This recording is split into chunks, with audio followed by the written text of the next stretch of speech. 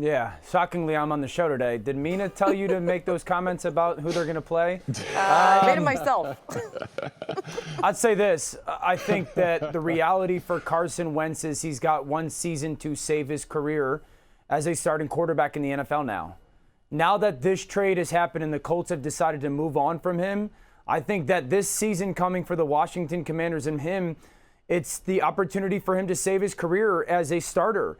And it's got to be in many ways shocking to him, staggering to him that this kind of happened, whether the writing was on the wall or not, that they actually moved on from him. Because going back to Frank Reich and in that system and in that coach that he has such a great relationship with, in many ways was supposed to revitalize the career. And I think, Laura, in some moments it did. In some moments it did. We saw an on-the-field performance last year that for a 12-week stretch was pretty darn good. We've talked about the numbers from week 4, week 5 to week 16.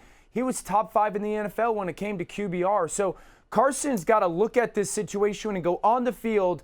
How can he, 6 years into his career, become that more consistent player that we saw for that 3-month stretch last year? Can he do that and get rid of the early season or late season struggles?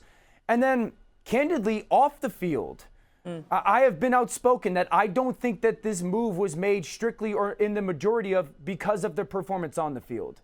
Off the field, what is not clicking for Carson Wentz when it comes to his relationships in the locker room, when it comes to his leadership style? There has to be something going on when it comes to that for the Indianapolis Colts to go, you know what, we've had enough. And I think if he can figure that stuff out, I still believe that he's a starter in this league, but this is a make it or break it year for him.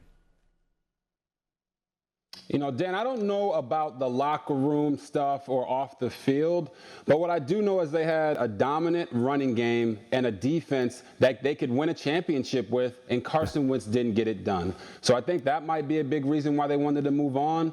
But when you look at this football-wise, the Commanders are making a decision to make them better as a team. So you have to take a deep breath if you're a Commander fan. I know you're upset, but ask yourself, is Carson Wentz better than Taylor Heineke? Yes, barely, right? He threw for more yards, he threw for more touchdowns, but the big thing that separates him from Taylor Heineke is the interceptions. He only had 7, whereas Heineke chugged up 15 of those bad boys. But I do find it troubling that Carson Wentz went to Indianapolis with Frank Reich, a guy that's supposed to be the guy that's going to unlock prime time Carson Wentz, right? 2017 Carson Wentz.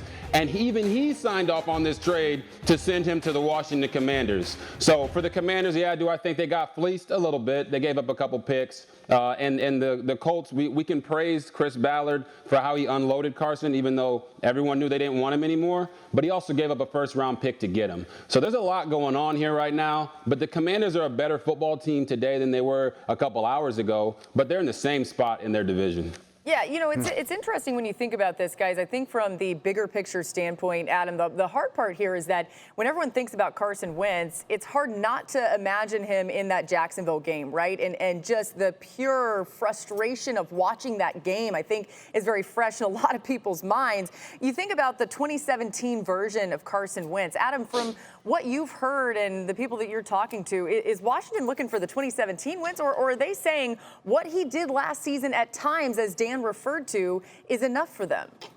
Well, listen, I think part of Carson Wentz's problems last year stemmed from early in the season when he declined to get vaccinated as one of the leaders of the Colts, and there were other players that also went along with him. And I think that didn't sit well with everybody in the organization, and it caused some feathers to be ruffled, to say the least. That should not be an issue this year with the COVID protocols being essentially eliminated by the NFL recently while we were at the Combine. So that's not going to be a factor in Washington this season. Now it's going to be all about his play. And Carson Wentz started the year with the vaccination controversy. He ended it with the disappointing way in that loss against Jacksonville that cost the Colts a potential playoff spot. Now he can focus in just on his play.